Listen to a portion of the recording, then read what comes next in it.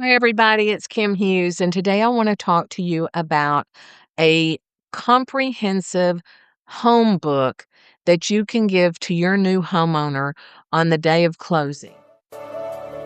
Welcome to the Unstoppable Real Estate Agents Podcast.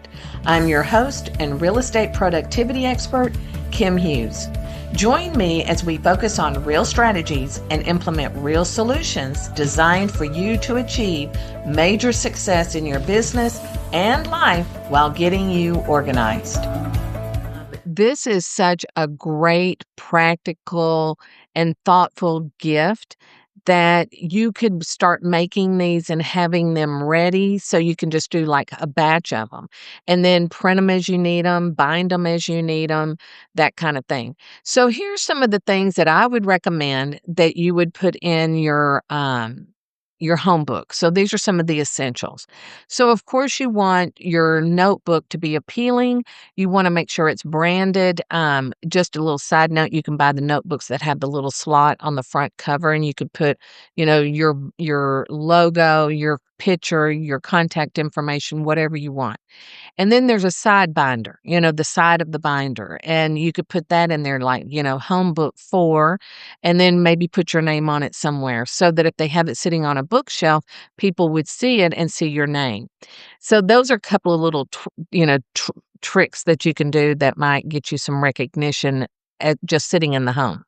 So when they open the book, the first thing you want to do is have a welcome letter, congratulations, just telling them that, you're very excited for them to have their new home.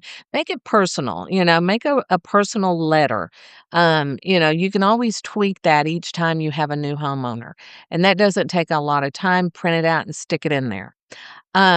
The other thing that you might want to do is go to your Chamber of Commerce and pick up all the pamphlets that are at the chamber or pick up the ones that you feel that are the most relevant to put in the little pouch in the front of the notebook when they open it. So, it could be just general information. It could be a map of the town. It could be a list of all the businesses, things like that. I think that would be very handy. A lot of these welcome packages that you get from the chamber might even have coupons in there for the homeowner to use. So if that is the case, make sure you say in your welcome letter to have them look for those coupons. Or maybe you have a special pouch in there that's attached that has all the coupons separated for them to go through. That would be a real easy convenience for them to do that. But also let them know that, hey, if you have any questions, etc., let me know. I'm always here for you. Even though we've closed the property and you're moving in, I'm still here for you. I will always be available to you should you have any questions or need something. So this is going to go back to where you can in um promote your affiliates. So you might even mention in this welcome letter, if you visit my website, and you give them the link, or maybe you even give them a domain for that affiliate page, then that can drive them over to your website and see all of the products that they may need. And you might have that broken down in various ways on your website. It could be for, new homeowners, for moving out, things like that. I'm just kind of throwing stuff out there, but have it broken down so that when somebody does come to the website and they're looking for something, they know where to go. Um, and if you haven't listened to that video on how that works, just kind of look for the affiliate video and we'll put the link down below for you as well. Okay, so then we've got that taken care of. So now what do we need to put in there? We need important contacts. This is going to be like your utility providers, emergency services, if they're a homeowner association, who do they need to contact when they need something? So it would be like your water company, electric, trash, internet providers, cell phone provider, all the things that have to do with that neighborhood. If it is a homeowners association, you might even put there an area in the home book for them to put their homeowners information on the HOA. and who should they contact? Who's the board? Things like that.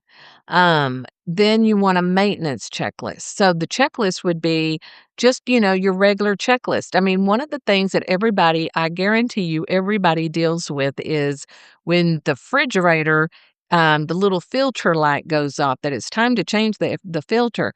Have a thing in there for them to mark that off, so maybe they change their filter every 3 months. So they have a place to write that down, kind of like when you take your car in for an oil change. They used to write it down, put a sticker in your window to let you know when the next visit should be, or the last time you had it done. So little things like that can mean so much, because if you're dealing with a first-time home buyer, they're not going to know to do this. A maintenance list, like, what do they do when the weather turns cold and it's going to freeze? Do they need to protect their pipes? Things that they need to take care of, depending on that season of what they're going through. And again, anything that you are talking about here, like, if you say, well, in the winter months, you need to buy the little thing that goes over the water faucet outside, that could be in your affiliate program on your website. So you're directing them over there as well, and you're making their life convenient, because some people may not even know what that is. Like where I live, we don't use them. I know people that have them, but we really don't need them because our temperatures don't get that crazy.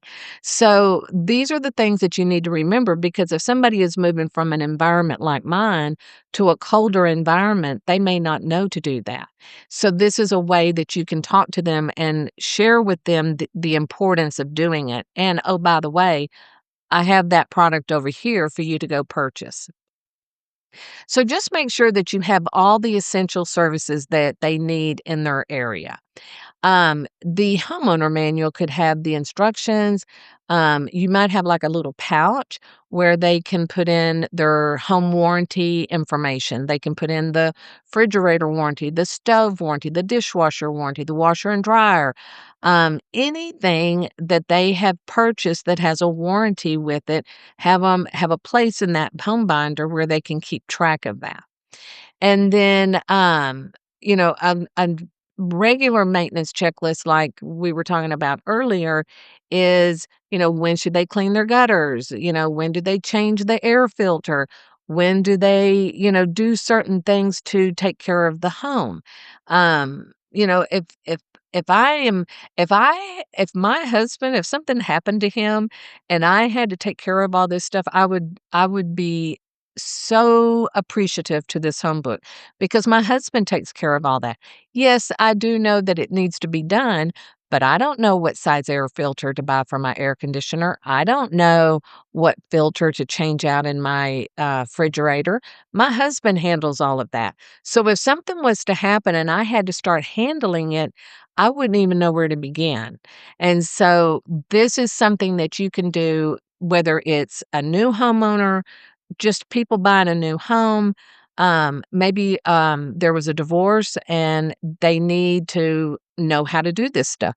I have friends that the wives does all of this and the husbands don't. So if they something happened to their wife, they would have to handle it. Would they know what to do? So it's not just a guy thing. It's a, who's the best person in the relationship to handle it. And right now I'm going to tell you it's my husband, but if I needed to do it, this home book would be something that I would probably put right next to my Bible, right? Okay. So then, you've got your maintenance checklist, you've got your warranty in there, you've got your homeowner's manuals, you've got your HOA information if needed. And now we're going to talk about, home improvement resources. So, like a list of contractors for plumbers, electricians, landscapers, housekeepers. You might even put in their healthcare facilities. Um, carpet cleaners, window washers, all of those people that can help you maintain that home. Not that they're going to use them, but it's nice to know that they are. So if something was to happen, and this is affecting us right now, is that my husband's getting ready to go in for surgery and it's an 8-week recovery. So during the spring and summer months, he's going to need help taking care of our yard and some of the other things that he maintains around our property. So we have a lawn care service coming in. I have a housekeeper coming in. These are not people we normally use, but to make his life easier and to take the stress off of him as well as me, then we decided that we do need to bring people in, even if it's a temporary thing. So keep that in mind as well. And then the healthcare provider, you could have a parent living with that couple and they need healthcare facilities to help them or have home care or something like that. So kind of think about this as you're working with clients. It doesn't have to be right going out the gate, but you can always look at it and then say, okay, because I dealt with this client has this going on in their lives, this would be something I could add to my homeowner's manual. And then you go create it, you print it, and you stick it in there. And that way you're always tweaking it to make it better. And of course, when you make it better, it makes you more popular and makes you more top of mind when your clients need something. Local amenities. So that would include schools, religious areas, the parks, shopping centers, hairdressers, dry cleaner. What's in your town that you need to share with your homeowner because they may not know.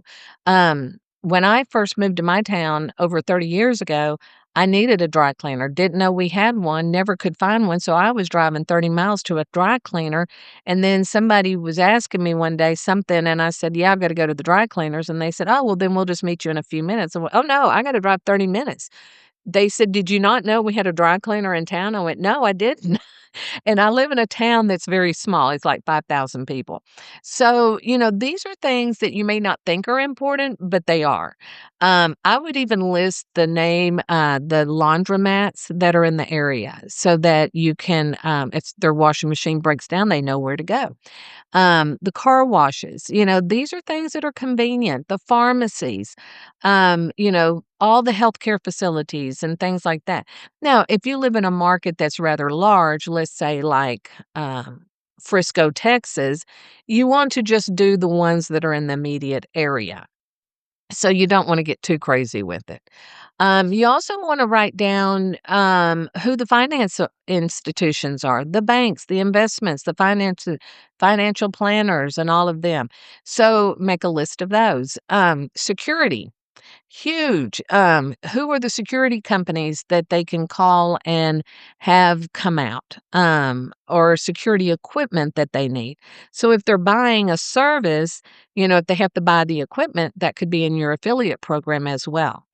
Moving tips. So this could be, a checklist of by room, as they go into each room, they check it off. And that will, then include, packing information, give them advice, change of address cards, how to change their utilities. So that's really important. Then, maybe local regulations. We have people moving from state to state. And so if you live in one state, the laws and the local regulations and everything is going to probably be different. So they need to know who's the city, who's on the city, who's on, the school boards, who are these people and what do they need to know about those particular regulations or, things like that. And when I talk about regulations, I'm talking about like the zoning laws, the trash collection, the rules for the HOA and things like that. Um, if your client is moving into an HOA, then you want to make sure that they have all the information they need about that HOA.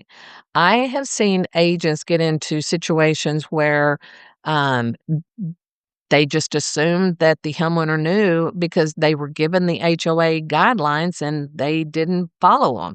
And so now they're upset with the agent because the agent didn't tell them. Well, it's the agent's responsibility as a courtesy, but it's also the homeowner's responsibility to know as well. So just kind of take that little extra step in making sure that they know about what's going on in the HOA and what they can and can't do. I mean, we had um, in one of our HOAs in our town, I couldn't swear by this, but it was interesting because in this HOA, it's a very small one. There are no fences, and it's because there's a lake behind the HOA. So you have some of them that are on some homes on the lake, some across the street with a view. So one of the rules is no fences of any kind, period. No, you can't have structures like so much tall and all this. Well, a family had bought a home there, had read the HOA, did everything they were supposed to do, went out and bought one of those big old play sets for their children and had it built and placed in their backyard. HOA said can't have it, showed them where it says that, and they had to take it down. So just make sure they all know what's going on and what they can and can't do. That will save you and your client a lot of trouble. And then, of course, you want to put in like any personal touches. What I think of is, if there's a couple of schools, list them and their mascots. Where do they go to get information about when the baseball games start, football starts, the girls softball team, um, the drama group or whatever they call themselves. I call it drama.